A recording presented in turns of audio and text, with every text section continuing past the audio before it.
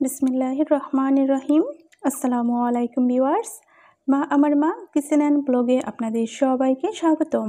চলে এলাম নতুন একটি রেসিপি নিয়ে। আজকে আমি আপনাদের সাথে শেয়ার করব ঢ্যাঁড়সের দুর্দান্ত স্বাদের একটি রান্না। তো আমার সাথেই থাকুন, দেখতেই থাকুন।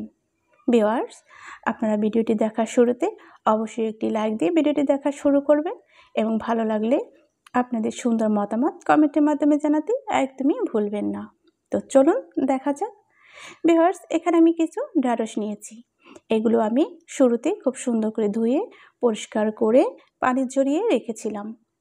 এখন একটি চাকুর মাধ্যমে আমি ঢ্যাঁড়সের এখানে দেখতেই পাচ্ছেন বোঁটাটা কেটে ফেলেছি এবং ঢ্যাঁড়সের এই সাইড ওই সাইড দুই সাইড আমি সুন্দর করে কেচে নিয়েছি এবং ঢ্যাঁড়সটির মাঝখান থেকে ফালি করে দুই টুকরো করে নিয়েছি।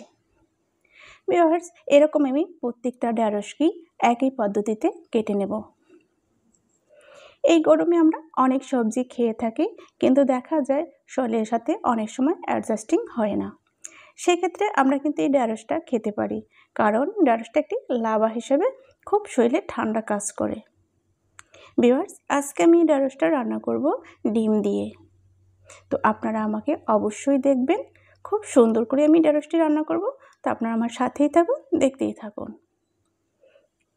দেখতেই পাচ্ছেন ঢ্যাঁড়সটা কিন্তু আমি কেচে নিয়েছি। ভিউয়ার্স, এইভাবে আমি সম্পূর্ণ সব ঢ্যাঁড়সগুলো কেটে নেব। ভিউয়ার্স, ভিডিওটি স্কিপ না করে আপনারা সম্পূর্ণ ভিডিওটি দেখে নেবেন। ভিডিওটি স্কিপ করলে আমার ভিডিওতে যথেষ্ট ক্ষতি হয়। আপনারা কিন্তু অবশ্যই অনেকটা লক্ষ্য করেছেন আমি অনেক দিন পর্যন্ত ভিডিও দেইনি। তার সবচেয়ে বড় কারণ, যেমন আমি গ্রামে বেড়াতে গিয়েছিলাম, আর তার থেকে বড় কারণ হচ্ছে আমার ভিডিওতে যথেষ্ট পরিমাণে ওয়াচ টাইম হয় না।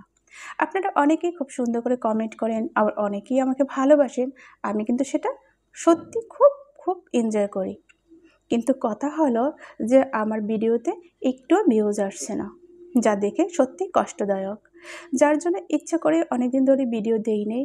হয়তো বা বলবেন যে ভিডিও না দিলে কি ওয়াচ টাইম বেশি বাড়বে, কিন্তু না, সেটাও আমি বুঝি, কিন্তু আমার মনটা খুবই খারাপ হয়ে গিয়েছিল। কারণ একটা ভিডিওতে যদি আপনারা কমপক্ষে 3 মিনিটও সময় দেন, তাহলেও কিন্তু ওয়াচ টাইমটা আসে। আশা করব আপনারা অবশ্যই ওয়াচ টাইমটা দেবেন এবং আপনারা আমার ভিডিওটাকে স্কিপ করে না দেখে একটু সময় নিয়ে দেখবেন। ভিউয়ার্স, আমি এই ঢ্যাঁড়স রান্না করার জন্য চুলায় একটি প্যান বসিয়ে তেল গরম করতে দিয়েছি। এখানে আমি সিদ্ধ করে রেখেছিলাম ডিম, এগুলো একটু ভেজে নিচ্ছি। সামান্য পরিমাণে হলুদ এবং সামান্য পরিমাণে লবণ দিয়ে এটাকে একটু ভেজে নিচ্ছি। ভিউয়ার্স, এই ডিমগুলোকে আমি ঠিক 1 মিনিটের মতো ভেজে নিয়েছি। এগুলো আমার ভাজা হয়ে গিয়েছে। এখন আমি এগুলোকে তুলে নিচ্ছি। এই ডিম ভাজা তেলের মধ্যে আমি দিয়ে দিচ্ছি 2টি পেঁয়াজ কুচি এবং 4 থেকে 5টি কাঁচা ঝাল কুচি। এটাকে এখন আমি একটু নেড়েচেড়ে ভেজে নেব। তো দেখতেই পাচ্ছেন প্যানে কিন্তু একদমই তেল শুকিয়ে গিয়েছে, এর জন্য আমি এখন একটু তেল অ্যাড করে দিচ্ছি। এই গরমে আমরা যতটা সম্ভব পারবো তেল ঝাল মশলা এড়িয়ে চলবো, সেক্ষেত্রে আমি একটু কমই তেল ব্যবহার করছি। এটাকে আমি 1 মিনিটের মতো নেড়েচেড়ে কষিয়ে নেব। তো ভিউয়ার্স, আপনারা ভিডিওটি দেখতে থাকুন, দেখতে দেখতে ভালো লাগলে অবশ্যই একটি লাইক দিয়ে ভিডিওটি দেখবেন। অনেক শুভাকাঙ্ক্ষী আছেন আমার, যারা ভিডিওটি দেখার শুরুতে অবশ্যই একটি লাইক দিয়ে ভিডিওটি দেখেন, তাদেরকে জানাচ্ছি অসংখ্য অসংখ্য ধন্যবাদ। যারা এখনও লাইক দিতে ভুলে গিয়েছেন তাদের জন্যই বলা। পেঁয়াজটা আমার ভাজা হয়ে গিয়েছে, দিয়ে দিচ্ছি স্বাদ মতো লবণ, 1/2 চামচ পরিমাণ হলুদের গুঁড়া, 1 চামচ পরিমাণ লাল মরিচের গুঁড়া, দিয়ে দিচ্ছি 1 চামচ পরিমাণে বাটা পেঁয়াজ। এখন এটাকে নেড়েচেড়ে আমি কষিয়ে নিচ্ছি। এখন আমি দিয়ে দিচ্ছি 1/2 চামচ পরিমাণে রসুন এবং জিরার পেস্ট। এটাকেও এখন আমি নেড়েচেড়ে একটু কষিয়ে নিচ্ছি। অ্যাড করে দিচ্ছি সামান্য পরিমাণে পানি। এখন এটাকে আবারও নেড়েচেড়ে আমি ঠিক 1 মিনিটের মতো কষিয়ে নিচ্ছি। ঢাকনা দিয়ে ঢেকে দেব 1 মিনিটের মতো। আমি ফিরে আসব ঠিক 1 মিনিট পরে। ভিউয়ার্স, ভিডিওটি যদি আপনাদের কাছে এতটুকু ভালো লেগে থাকে অবশ্যই সবার মাঝে শেয়ার করতে ভুলবেন না, কিন্তু সবার মাঝে এই ভিডিওটা একটু শেয়ার করে দিবেন। 1 মিনিট পর আমি ফিরে এসে ঢাকনাটা তুলে নিয়েছি এবং নেড়েচেড়ে ভালো করে কষিয়ে দিয়েছি। দেখতেই পাচ্ছেন মশলাটা আমার খুব ভালোভাবে কষানো হয়ে গিয়েছে। এখন আমি কেটে রাখা সেই ঢ্যাঁড়সগুলো অ্যাড করে দিয়েছি। এটাকে আমি নেড়েচেড়ে ভালো করে মিশিয়ে নিচ্ছি। দেখতেই পাচ্ছেন মশলাটা এবং ঢ্যাঁড়সটা কিন্তু একদমই মেশানো হয়ে গিয়েছে। এই পর্যায়ে আমি একটা ঢাকনা দিয়ে ঢেকে দেব ঠিক 1 মিনিটের জন্য। আমি ফিরে আসব 1 মিনিট পরে। আমি ফিরে আসলাম 1 মিনিট পরে। এখন আমি ঢ্যাঁড়সটাকে আবারও একটু নেড়েচেড়ে মিশিয়ে নেব। ভিউয়ার্স, যদি ভিডিওটা আপনাদের কাছে অবশ্যই ভালো লেগে থাকে, আপনাদের কিন্তু খুব সুন্দর মতামত জানাতে অবশ্যই ভুলে যাবেন না। কমেন্ট বক্সে আপনাদের মূল্যবান মতামত জানাবেন। কেমন হয়েছে রেসিপিটা, কতটুকু ভালো লেগেছে আপনাদের কাছে। তো ভিউয়ার্স, এখন আমি সিদ্ধ হওয়ার জন্য দিয়ে দিচ্ছি পরিমাণ মতো জলের পানি। একটু নেড়েচেড়ে মিশিয়ে নিচ্ছি। এই পর্যায়ে আমি অ্যাড করে দেব ভেজে রাখা ডিমগুলো। আবার একটু নেড়েচেড়ে মিশিয়ে নিচ্ছি।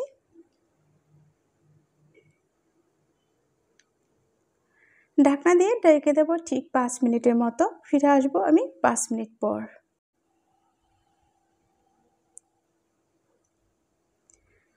ভিউয়ার্স, আপনারা আমাকে অবশ্যই ভুলে যাবেন না, একদমই ভুলে যাবেন না। মনে রাখবেন সবসময় মা আমার মা কিচেন অ্যান্ড ব্লগের কথা এবং নিয়মিত ভিডিও দেখবেন। তো আমি 5 মিনিট পর ফিরে আসলাম। দেখতেই পাচ্ছেন রান্নাটা কিন্তু অনেকটাই কমপ্লিট হয়ে গেছে। এই পর্যায়ে আমি নেড়েচেড়ে আবারও ঢাকনা দিয়ে ঢেকে দিচ্ছি ঠিক 2 মিনিটের মতো। ফিরে আসবো 2 মিনিট পরে। তো 2 মিনিট পর আমি ফিরে এসেছি। দেখতেই পাচ্ছেন রান্নাটা কিন্তু একদমই কমপ্লিটলি হয়ে গেছে। এখন আমি নেড়েচেড়ে একটু দমে রেখে দেবো 2 থেকে 3 মিনিটের মতো। তো আমি আপনাদেরকে ফাইনালি এই তরকারিটা নামিয়ে সার্ভ করে দেখাচ্ছি। দেখতেই পাচ্ছেন কতটা লোভনীয় হয়েছে এবং দেখতে কতটা সুন্দর হয়েছে। মাশাআল্লাহ, আলহামদুলিল্লাহ বলতেই হবে। ইনশাআল্লাহ এরকম দারুণ দারুণ রান্না দেখতে কিন্তু আপনারা সবসময় চোখ রাখবেন মা আমার মা কিচেন অ্যান্ড ব্লগে। তো দেখতেই পাচ্ছেন ঢ্যাঁড়স এবং ডিমের কতটা সুস্বাদু একটি রান্না তৈরি হয়ে গেল। আশা করি আপনারা যদি এই রেসিপিটি ফলো করে এভাবে ঢ্যাঁড়স এবং ডিম রান্না করেন, এভাবে কিন্তু দুর্দান্ত রান্না আপনারাও রান্না করতে পারবেন। পরিবারকে উপহার দিতে পারবেন খুবই সুস্বাদু এবং হেলদি একটি সবজি রান্না। ভিউয়ার্স, আমরা সবসময় একঘেয়েমি তরকারি না খেয়ে এভাবে একটু ঘুরিয়ে ফিরে খুব সুন্দর করে কিন্তু রান্না করতে পারি। তো আশা করি এই ভিডিওটি দেখে আপনারা এতটুকু যদি উপকৃত হয়ে থাকেন বা কিছু শিখে থাকেন, তাহলে আপনারা লাইক দিতে এবং কমেন্টস করতে এবং শেয়ার করতে একদমই ভুলবেন না। ভিউয়ার্স, আমি আবারও বলছি আপনারা ভিডিওটাতে ফুল ওয়াচ দেওয়ার চেষ্টা করবেন। স্কিপ করে ভিডিও দেখলে একটা ভিডিওতে অনেক ক্ষতি হয়। একজন কন্টেন্ট ক্রিয়েটরের অনেক কষ্টের একটা ফল কিন্তু একটা ভিডিও যখন আপনারা খুব সুন্দর করে নেন বা দেখেন বা এনজয় করেন, ঠিক তখনই। আজ এই পর্যন্তই, দেখা হবে আগামীতে নতুন কোনো ভিডিওর সাথে। আল্লাহ হাফেজ। আসসালামু আলাইকুম ওয়া রাহমাতুল্লাহি ওয়া বারাকাতুহু।